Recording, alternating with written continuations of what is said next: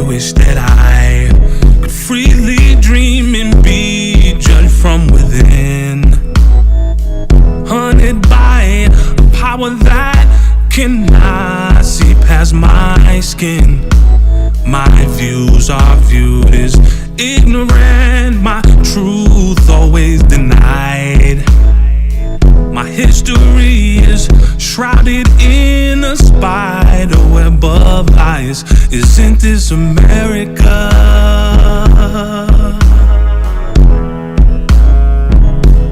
Or is this America all a lie? Of the freedom of speech, somewhere I read. Of the freedom of press, somewhere I read. That the greatness of America is the right to protest far right. How can I pledge allegiance to a country built on lies? Or raise my children to believe they're equal in its eyes? My leaders are assassinated for speaking their mind. So justice never tilts my way. I thought that she was blind. Isn't this America?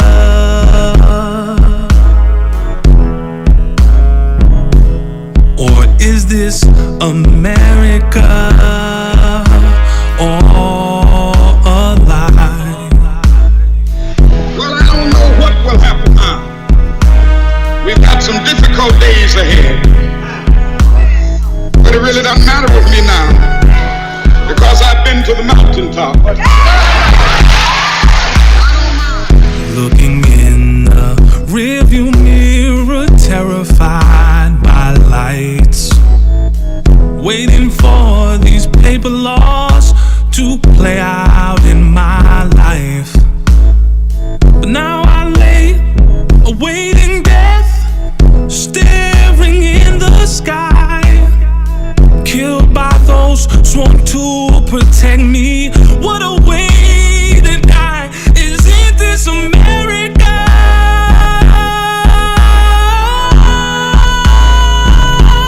Or is this America all a lie? Like anybody, I would like to live a long life. Longevity has its place. But I'm not concerned about that now. I just want to do God's will. And He's allowed me to go up to the mountain. And I've looked over and I've seen the promised land. I may not get there with you, but I want you to know tonight that we as a people will get to the promised land.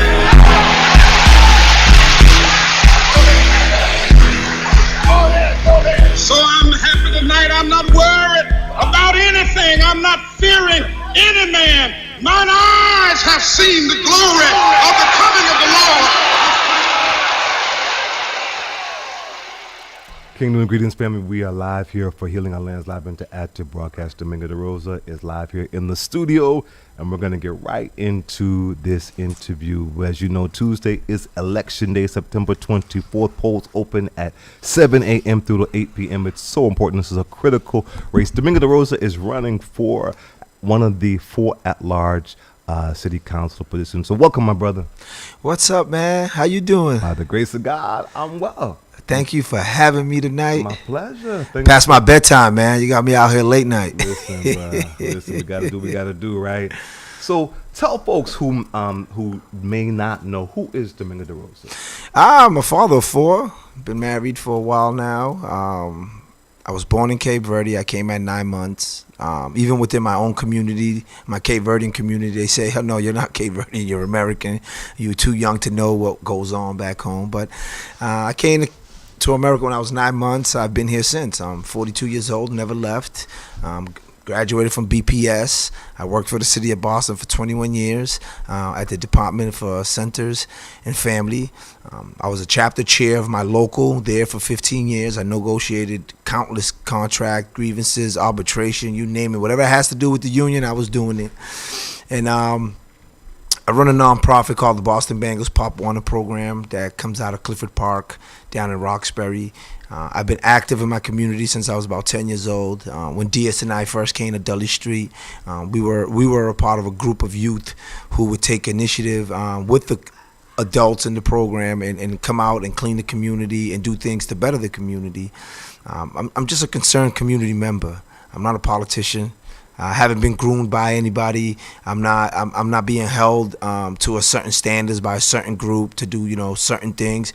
I'm just running because the people in my community, the people in this city, are just fed up with the same old politics here in Boston, where we get all these promises, we get thousands of door knocks, but nothing changes.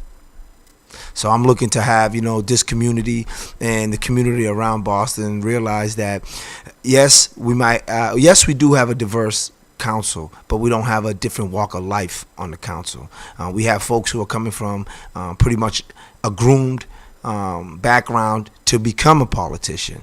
Myself, I haven't been on anybody's staff. I haven't been around any of the elected officials to say that I worked on X, Y, and Z's campaign. What I am, though, it's someone who attends a lot of community meetings, who speaks up on a lot of community issues, and gotten to a point where the frustration now is unbearable. It's unbearable for the community. When our schools are failing, our neighborhoods are unsafe, and people are being forced out.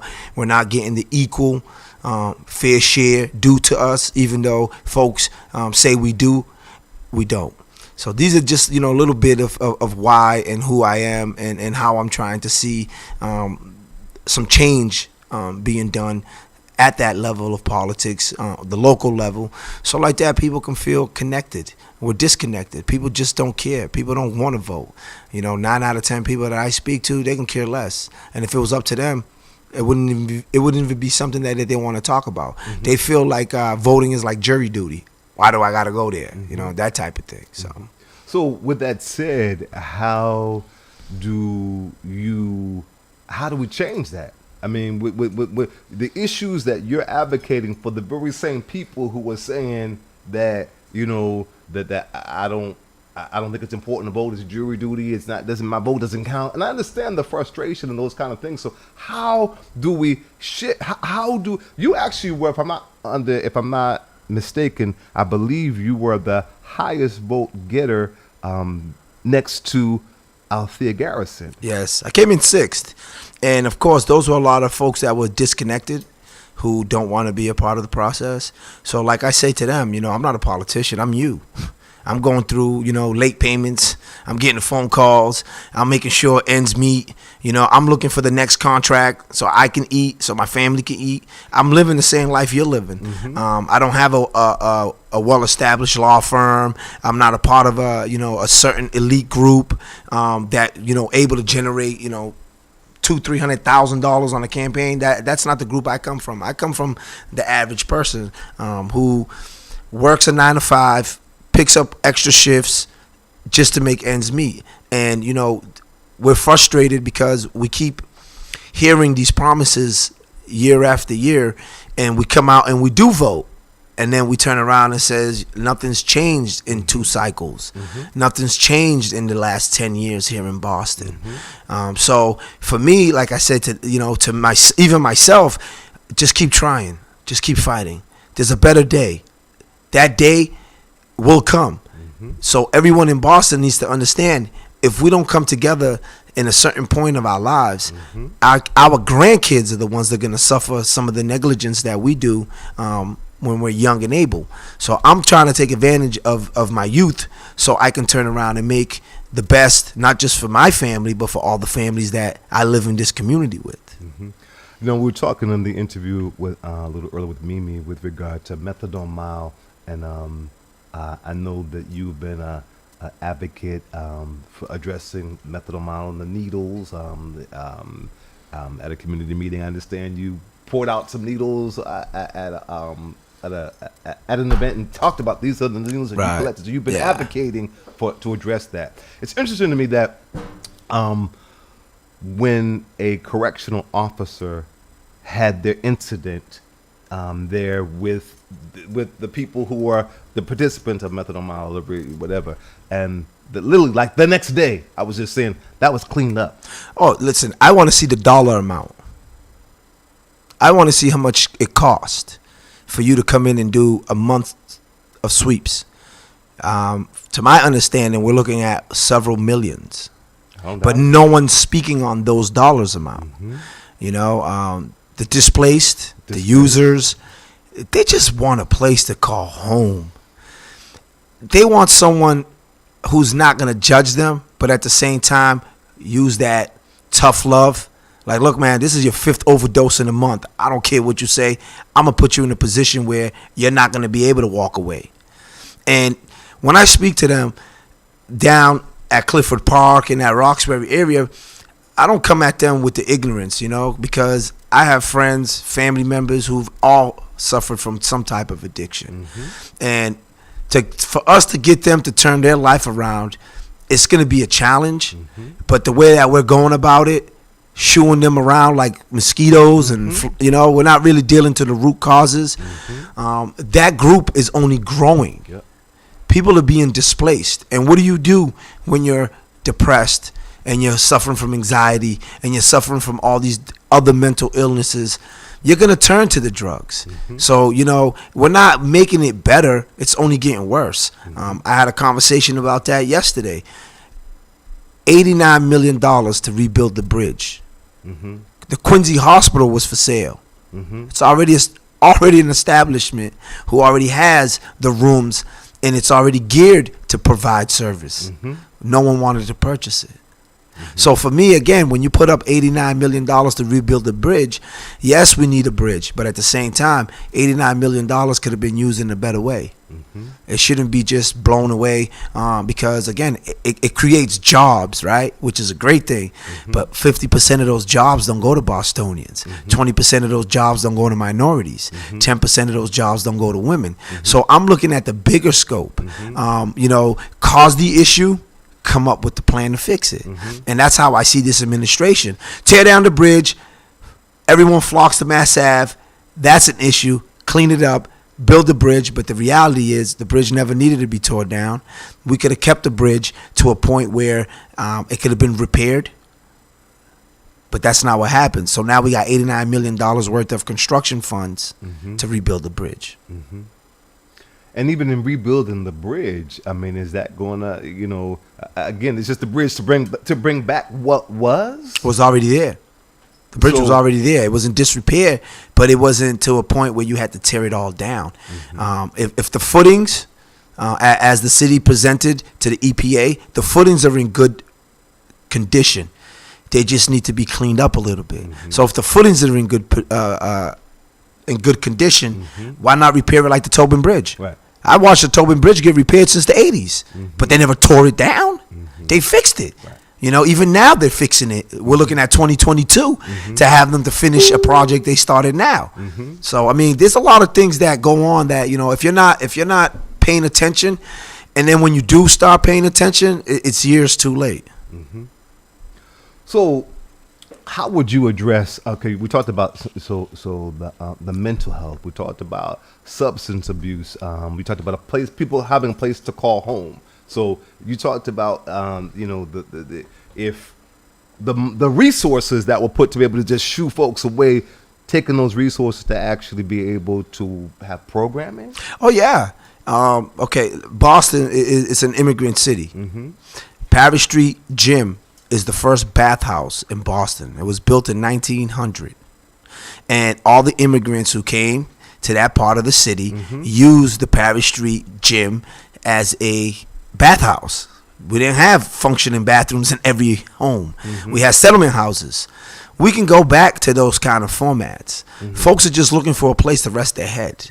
You know, 200 square feet is not huge. But when you're someone who's displaced, and you say, hey, look, you got a small kitchenette, you got a little living room that turns into a bedroom, they'll jump on that. Sure. It'll give them an opportunity to be able to rest their head. Because as you know, the mind never sleeps. So imagine someone who 24 hours a day is always wondering, what's my next? Where am I going to get my next? How am I going to live today towards tomorrow? The winter months are coming.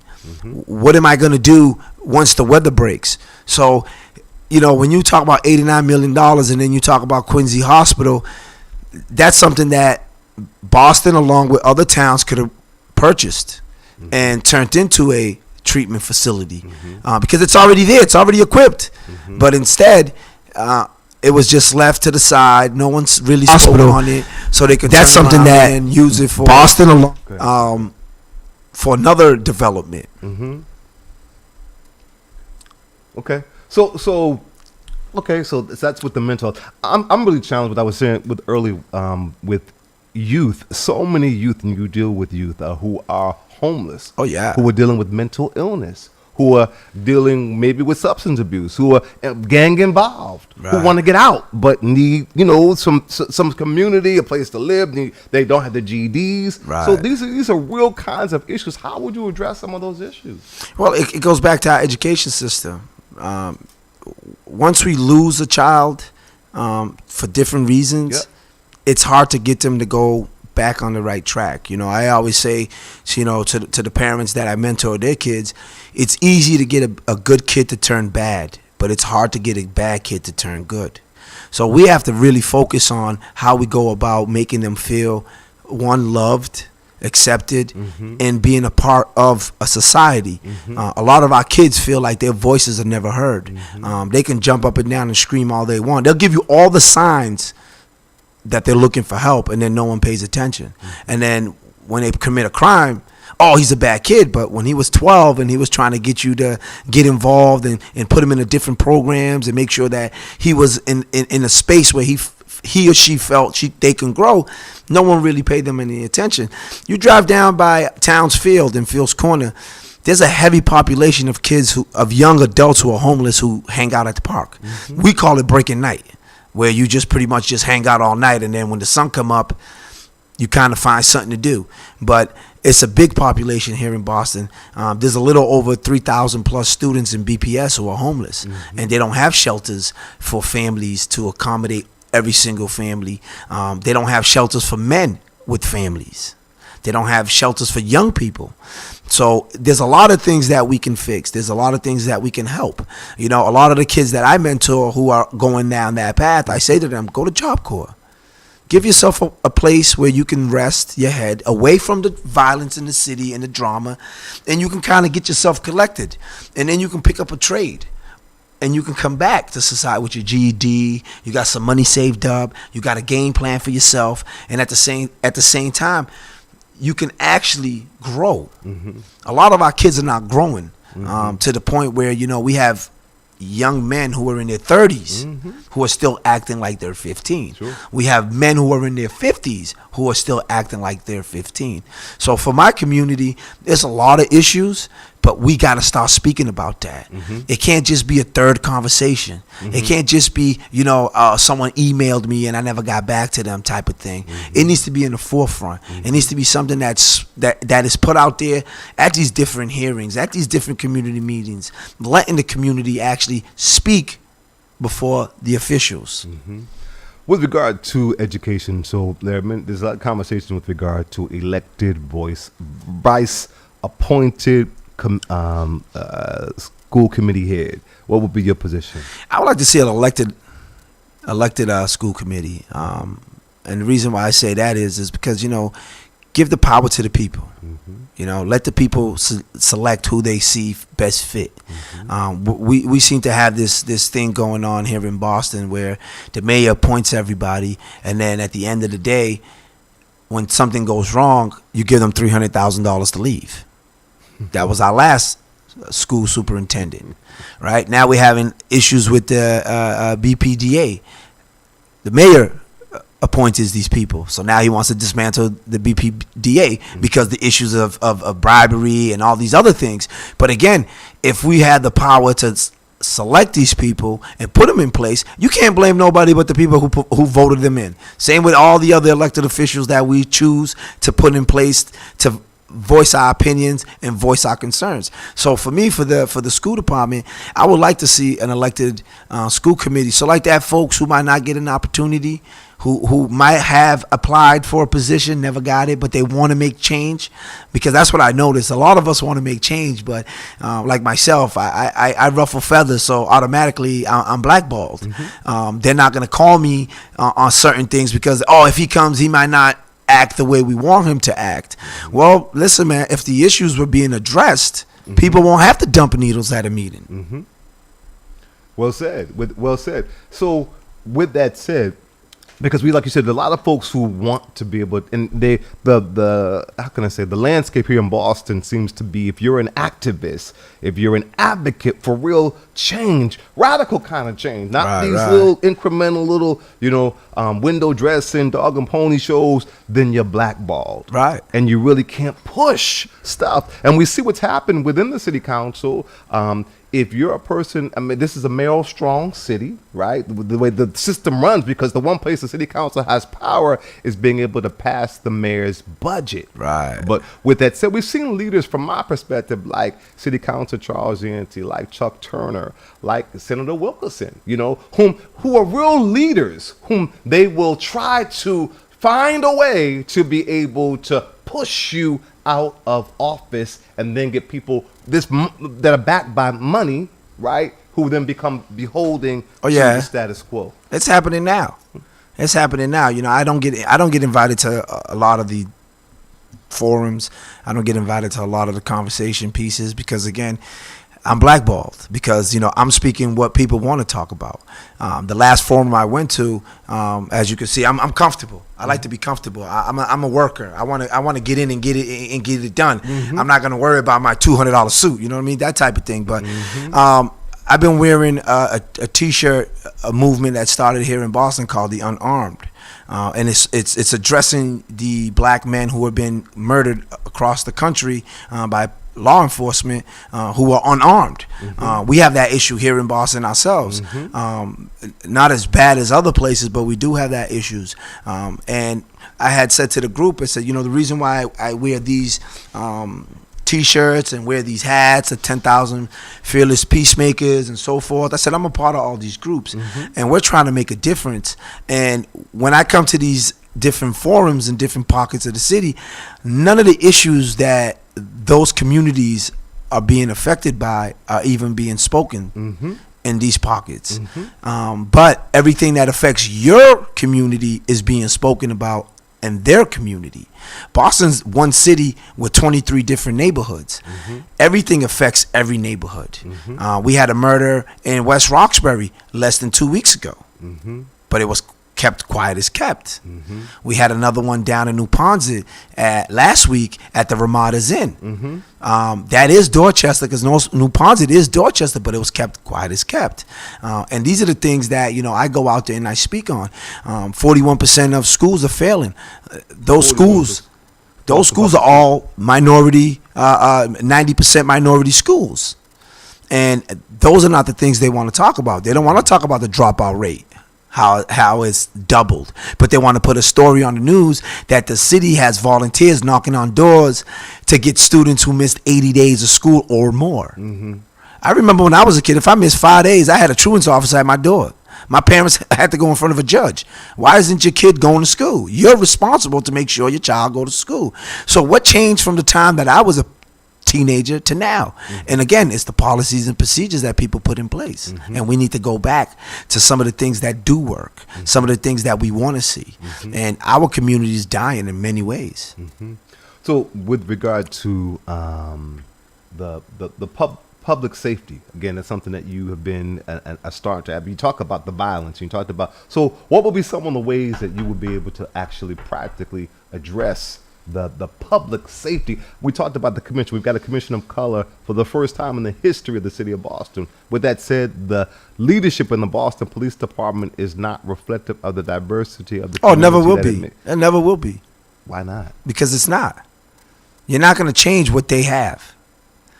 They're not going to allow us to. First, they're not going to allow us to get into those positions. When you're only hiring 1 or 2 minorities out the group, when are we going to get enough to work their way up to the top? And that's something that has to change. I like to see, a 50-50, 50% civilian, 50% civil service, like it used to be. That's what it used to be in Boston. Okay. And it's not like that no more. So it's either your civil service or nothing. And, you do get 1 or 2 people who come through who are civilians, but it needs to be a 50-50. If we got a class of 300, 150 of them need to be regular civilians, people who want to make change. It can't just be someone who's been in the military, who now is in this military mind, and the way they conduct themselves. You came from a war zone. You're a disabled vet because of the things you've seen. You're suffering from so much psychologically. You want to put them in our communities to make a difference for folks that are already traumatized. They're traumatized, we're traumatized, and we're sitting there trying to make a difference, and it's not going to work because, again, folks like me who want to make change, folks that do want to make change, don't have that letter of recommendation to get there. But to say that it never will, I mean, you're running for this position because obviously you believe that change can happen. Yeah, it can. And so I want to be optimistic that it can be, though it isn't, and with people in positions like yourself that can be able to advocate for innovative kinds of, for instance, Massachusetts Association of Minority Law Enforcement Officers, or MAMLEO, right? This is an entity, the whole organization that was formed specifically to address the issues of what their experiences as rank and file police officers who go every day and what they're experiencing within the police department. And there is a big disconnect with MAMLEO and the actual I would say with the status quo. Let me put it that way. Right. To really be able to address. I mean, they don't want to change it, but they know MAMLEO can make the change, but they won't let them in the door. They'll have conversations, but they're not letting them to the real table. Right. They're not letting them be a part of that round table. They're just letting them be a part of a table. Which table? It's not the right table. So, but as a city councilor, these are things that you can be able to help make some changes. We can make the waves in the pool. We can draw the attention on the issues that we're looking at. And we can make sure that folks are informed. We can let a lot of our black and brown children understand, if you do go to the military, you have all these other benefits. I was spoken to a young person the other day, and he wants to take the firefighter's exam, but he's not military. And he's like, "Oh, Mingos, I really want to be a firefighter, but how hard is it for me to get on?" I said, it's very tough because there's 3 lists. There's a disabled vet, there's a vet, and there's a civilian list.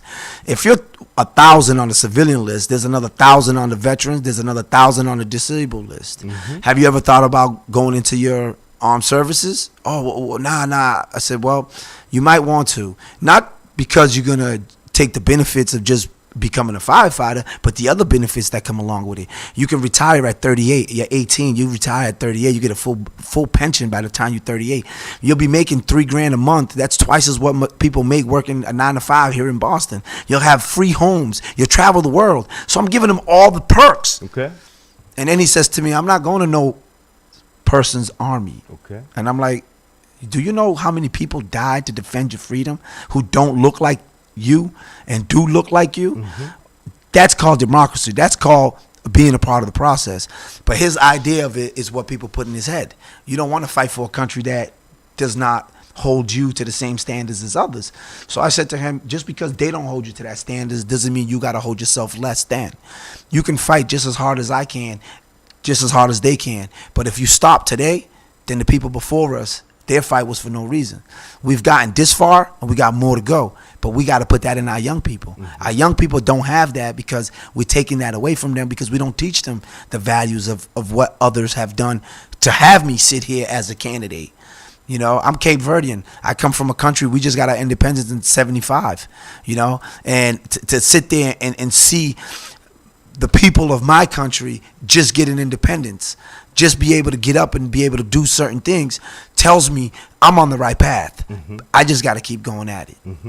Okay, so with that said, so you talked about some alternatives being the military, being some and some of the pushback that you get when you encourage people to go to some of these pathways. So different pathways that we can create in addition to that. Like, I believe you're in support of T. Michael Thomas and the people. Oh my God, and some. People's Academy. Listen, I went to Madison Park.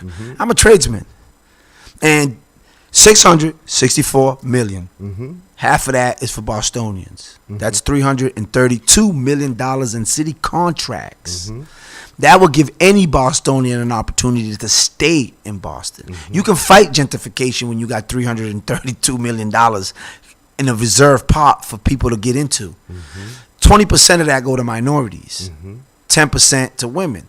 So when you have a program like the People's Academy, who are going to empower people of all walks of life. T doesn't say, oh, because you look like this, you can't come in. You need a job? Come on in. It's the People's Academy. And he's there training young people how to use their hands.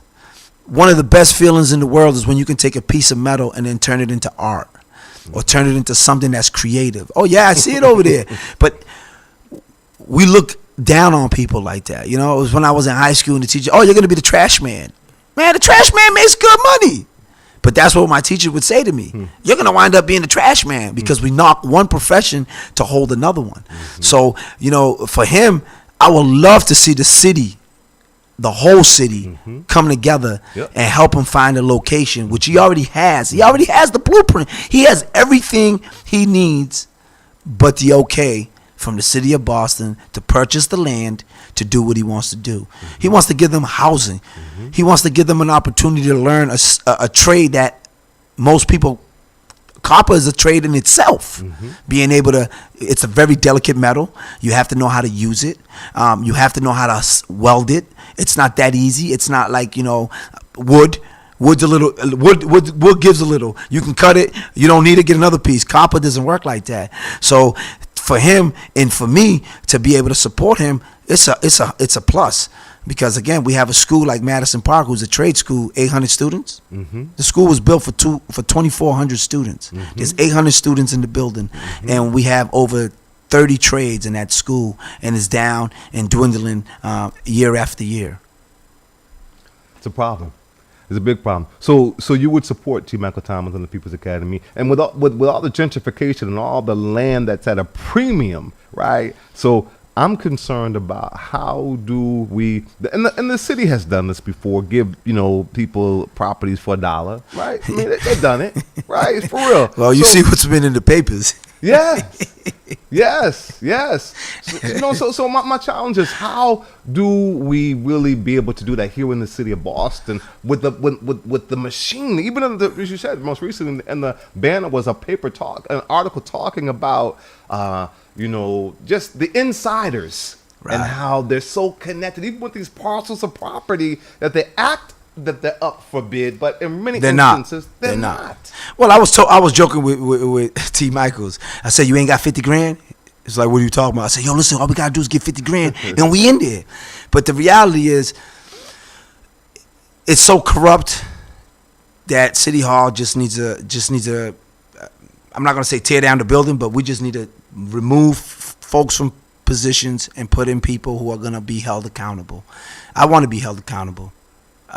I'm the oldest son, so my mama hold me accountable for what my little brother does and my baby brother. So for me, all my life, I've been held accountable for things that other people do. But I want to be held accountable not only for what they do, but for what I do. We can make so much progress here in Boston by not only including our young people, but actually giving them the tools so they can become tomorrow's leaders. We don't have that pocket of people where you can say, hey, yo, we got 100 young people coming out of all these different programs and they're going to take over when you're tired. I go to these meetings, I talk to these seniors, and it's 75% seniors. Are you tired? Yeah, I'm tired. How old are you? I'm 80. You're still coming to a meeting at 8 o'clock at night? Yeah. And I was at one in this morning. So if we're not willing to hold everyone accountable, we're going to just keep spinning this wheel over and over and over again. You know, the white flight of the 60s, these lots wasn't empty. They had buildings in them. They just happen to be being rebuilt now. But all these years that we've been here struggling, fighting to look for places to build our own, we couldn't get them. Now all of a sudden, everybody and their grandmother can get one of these parcels if they know the right people, if they send the right emails, if they hold the right election signs. While you and I, who don't have that plug, like we call them in the neighborhood, we get left behind because we're not in that elite circle. But in reality, we are the elite. We're the ones that put you in power. You get a little too powerful because, again, people don't challenge what they do. People don't hold them accountable. And then, of course, Boston's politics, you don't have the money, you can't gain traction. Without the money, you can't gain traction. Well, I'm trying to change that. I don't need your money. I need your friendship. Once you get to know me, then you vote for me. I'm not going to ask you for your vote. You don't know nothing about me. I want you to get to know who the person is and what I'm about and what I've been doing and how I do and why I do it. And then you can kind of understand, hey, you know what? Maybe I should give him a support. Give him a chance. Give the underdog a chance. What can we lose? We've already lost everything we can gain from. Now all we can do is hopefully bring in a population that is disconnected. People are disconnected with this city. The city council right now, I believe we were doing just to get out to vote rally right before this, before Healing Our Land's broadcast, and we believe we were saying that there are no men of color, I think they were saying, on the city council. No, there's not. Tito was the last one. Okay. So what do you feel? I mean, great, you know, there are a lot of women of color that are on the city council, but what do you feel the importance of a man of color being on the city council? It's not only a man of color. Okay. It's a man of color with the background that reflects the city. Okay. And I say that because when I jump out on a group of dudes in the middle of Heat Street and tell them I'm running for office, they listen. Yo, D, you for real? Nah. And I say, yeah. And they be like, that's dope. Because in their eyes, I'm one of them. We're not supposed to run for office. We're not supposed to make it past 18. We're not supposed to make it past 24. We're not supposed to make it past 30. We're not supposed to be grandfathers because that was what's been pushed on us. So, you know, we need not just a man of color, but a man of color who's been walking the life of a man of color. Okay. It's one thing to look like us, sound like us, but to live like us, it's the difference. There's a lot of people, and I don't like to bash nobody. You know, everybody's is a child of God, right? It's a great thing, but sometimes people's upbringing removes them from my struggle, from your struggle. They fit in, but they don't fit in, and that's what I've noticed with a lot of things that go on in this politic world. People pick and groom people to sound exactly like they want them to. Textbook responses off the tee. You've done practice it in front of the mirror so many times that you can recite it like it's the Pledge of Allegiance. You know what I mean? That's not me. I'm not looking to change who I am. I'm looking to add to who I am, so I can show the people around me that anything is possible with the determination, with the faith, with the grind, coming out here and doing what you need to do to get where you want to go, putting a plan together, talking to the people who you want to see change. And that's what I like to see on the council. That's why I jumped in the race. You know, for the guys who are sitting at South Bay and they sending me emails through my campaign email, because that's the only way they can find me. And, you know, now they have access to technology, and they emailing me like, yo, man, that's bananas. I seen you on the news. Who's this? Oh, this is so-and-so. Where you at? I'm upstate. Wow. So my message got to you in Concord? Yeah. Everybody's talking about you in the unit. Keep doing what you're doing. So that gives me more inspiration to keep trying, because if I can reach them and change the way they think about it, it changes it doesn't only change their life, it changes all our lives, because now they see, oh man, I've had a bad start. If he can do it and change and make positive changes, let me do the same. Oh, I had a dream one day to be X, Y, and Z, but this happened and then they told me I couldn't. Right. Like they tell a lot of our inmates, they can't vote. Why would you tell them they can't vote? If they leaving the institute, you should have them register to vote, and you should issue them a Massachusetts ID. So like that, they can get back into society. But that's not what they're doing. They throw you out the door. You come out of there with whatever amount of money you saved in your canteen. You don't have no state ID. You can't get a state ID because you don't have a residence. So you're floating around for 6 months trying to figure out what your next move is. No, for the last 6 months of your time, you should have been getting that put together in a plan. That's what I want to do. I want to bring people who are not connected to the table, using all sorts of media outlets, all platforms. However I got to get the message to you, that's how I'm going to get it to you. However you got to get it to me, I'm going to receive it. But people are not realizing just to have a man of color on the council is only going to create the same thing that's already there. We need someone who's not going to be a puppet. Someone who's actually going to say, hey, wait a minute, that don't sound right, don't look right. I can't co-sign that. But that's not the history that we've had with a lot of the dealings we've dealt with coming out of City Hall. Well, I mean, I want to push a little back on a little bit, and I think that Yancey was definitely one of those folks. I think that. Oh yeah, he was one of those folks. I understand, but I don't want to. Some people, leaders who've been pushed off, right, because they were just what you said.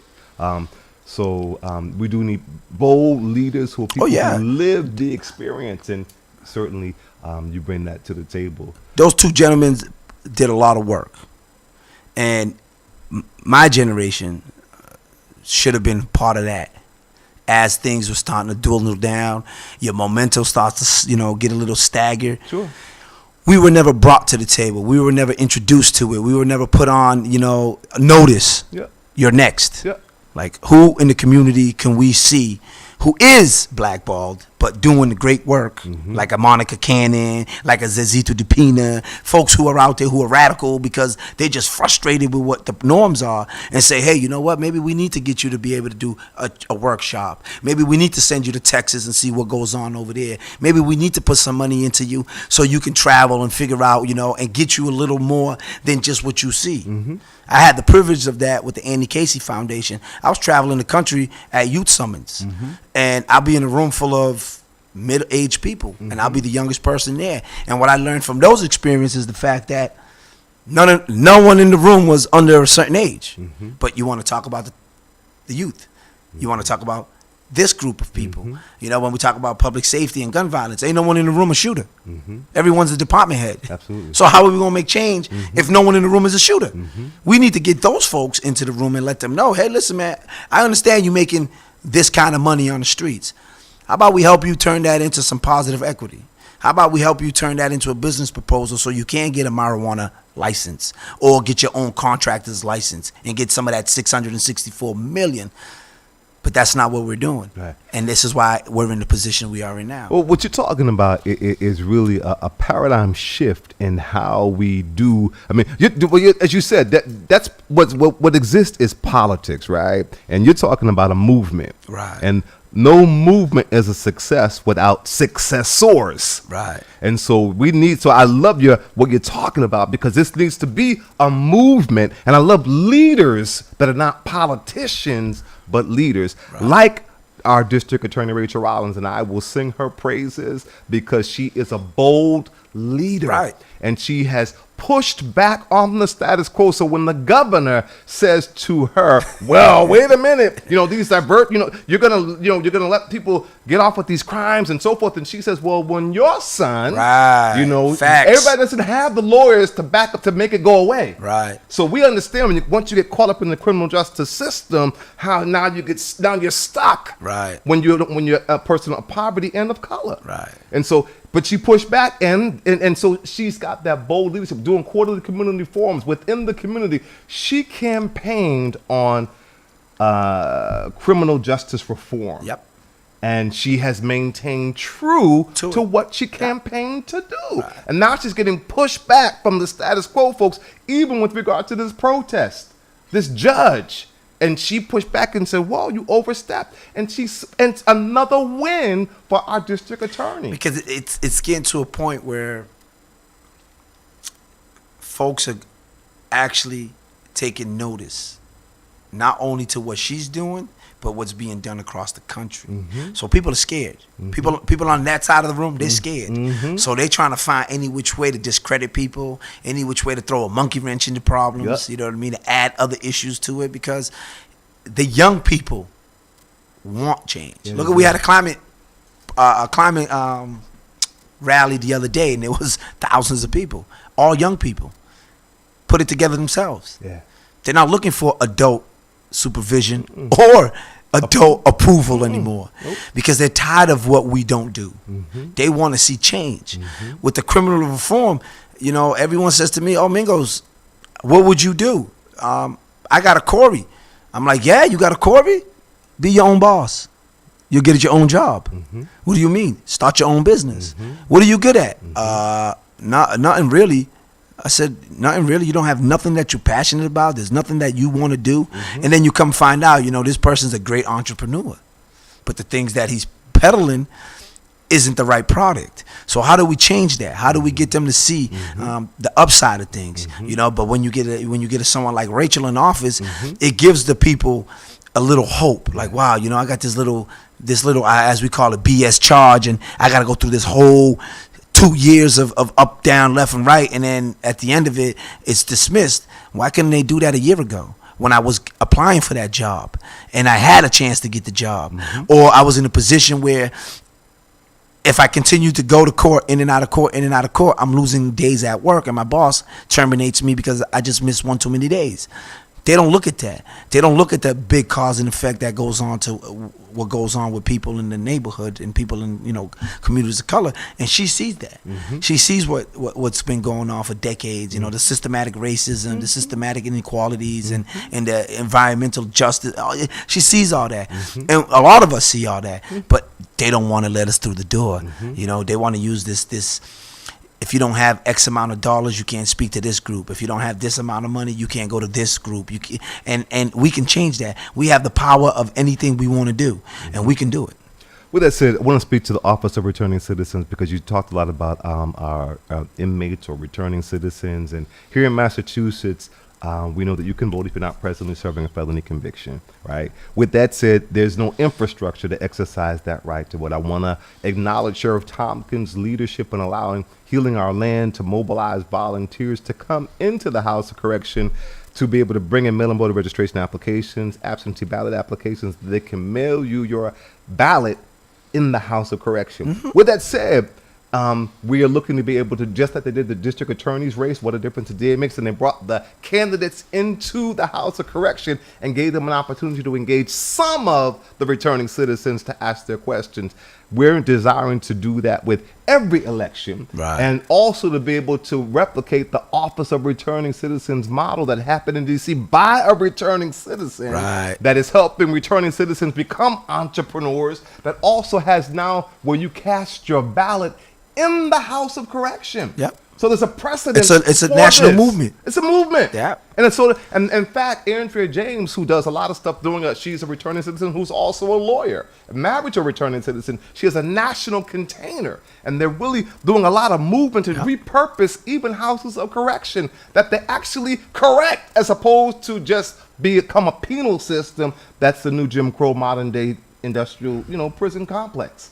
So with that said, these are so we're making progress, is what I'm trying to say, but we need more pieces, because we can't leave Rachel Rollins, by herself. By herself. So we need city council, state representatives. This is why it's important for people to come out to every single election, because these are the building blocks that build our democracy. That's at local stake. Politics. Local politics. But I want to know, would you support, and it's a rhetorical question because I know the answer, but I want to put it on record, that you would support the Office of Returning Citizens model. One, that it's actually run by a returning citizen. Oh, yeah, for sure. Two, that it also is actually able to cast your ballot in the House. Can you imagine if we did this throughout the entire state of Massachusetts? Oh, yes. I met a gentleman down in D.C., and that was one of his movements that he's working on, and that was with the Poor People's Campaign. I was down there back in June, and we did a forum with the presidential candidates, and we also spoke to the budget congressional hearing on the Poor People's budget,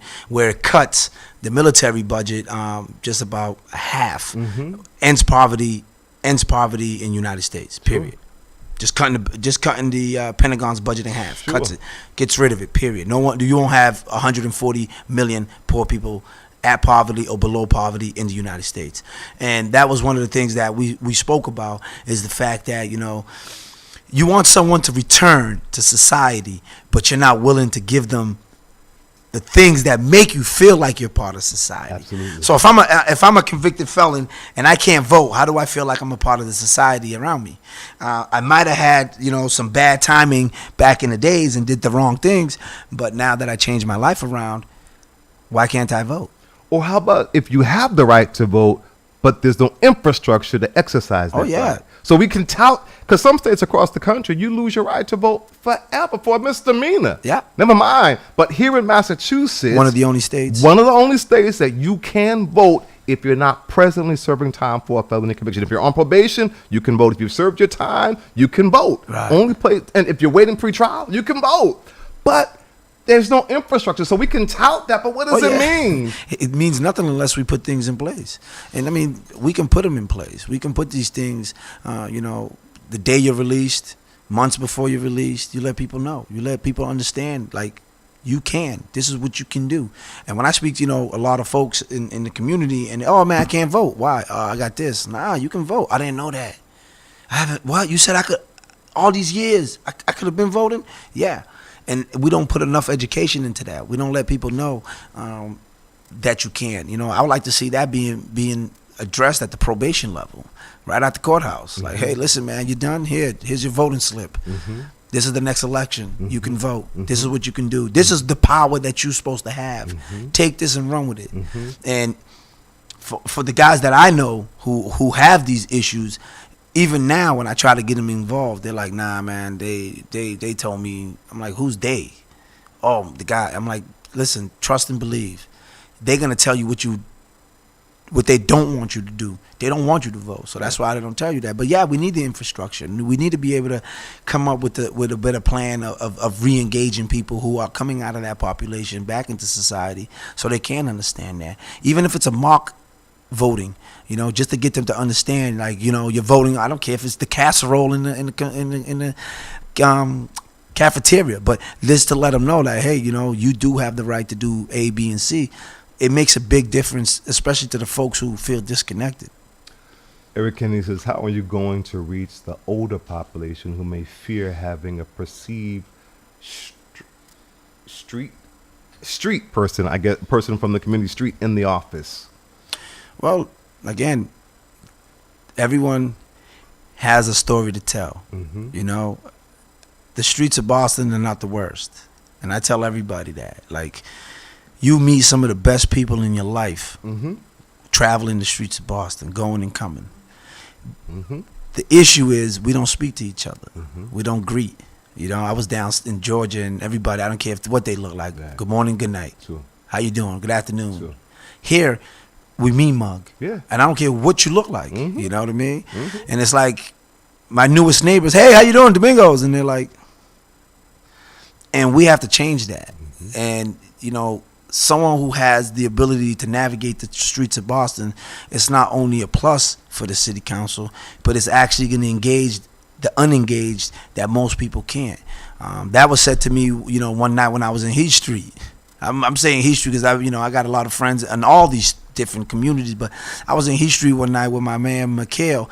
He runs Mac Soul, and he collects clothes and he gives to the displaced and gives to people who needs it. Mm-hmm. It's called Mac Soul. Mm-hmm. And I was there with him. He lives there, and we were just hanging out, and he was like, you're like the first candidate ever to be here after the sun goes down. I'm like, why you say that? He was like, we never see any candidates in the projects. Mm-hmm. I said, well, it's not for everybody. Not everybody's going to be able to walk into Franklin Hill in the middle of the day or Franklin Field in the middle of the day if they don't have certain people around them. Mm-hmm. I said, you have to be able to navigate and see and feel when things might or might not happen. So, for the folks who be like, oh, my God, he's just working the streets of Boston. And when I mean working, I saw newspaper on Molina Cass and Mass Ave. I saw newspapers in front of UG's on Saturdays when the old man used to burn the bucket during the weekdays. The big trash can, they used to have the fire going in the wintertime. You know what I mean? I sold newspapers in Boston University, when it was Boston University Medical Center, before it became BMC. So being able to go into all these different spaces from a young child is what makes me who I am, because I can navigate through these different communities and understand how to navigate it. Where someone who has never had the opportunity, they can only give you the textbook answers. Sure. You're not going to find how to navigate through the housing developments in a book. You're not going to be able to pick up on people's body language on a book. So this is why I'm telling everybody, you know, just find out what I'm about. Just find out who I am. Like, you know, I'm pretty sure somebody in your circle know me. I spent 21 years working for the city of Boston as a lifeguard, teaching people life skills. And a lot of the folks that I came in contact with, from seniors to babies. I was teaching aquasize to a group of 45 seniors in East Boston. Teaching what? Aquasize. Okay. Because, you know, they had bad hips, bad joints, and not enough money to cover their bill going to a private club. So they came to the community centers, and I would give them what they needed for the hour to 2 hours they were there with me 4 or 5 days a week. So get to know who I am. Get to know Domingos. Ask about me. Contact me. Give me a call, 617-892-0175. My number is public. Everything I do is public. Ain't nothing hidden about what I do and how I do it. Thank you, Domingos DaRosa. My time is gone, unfortunately. Oh, man, that was quick. Yes. And thank you, our listening and viewing audience. And don't forget to vote on September, this Tuesday, 7 a.m. to 8 p.m. Polls close. God bless you, brother. Thank you. Thank you. My pleasure. Oh, that was quick. That was an hour? Yeah.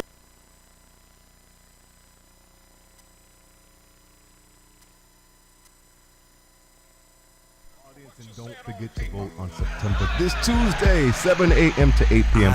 Polls close. God bless you, brother. Thank you. Thank you. Freely dream and be judged from within.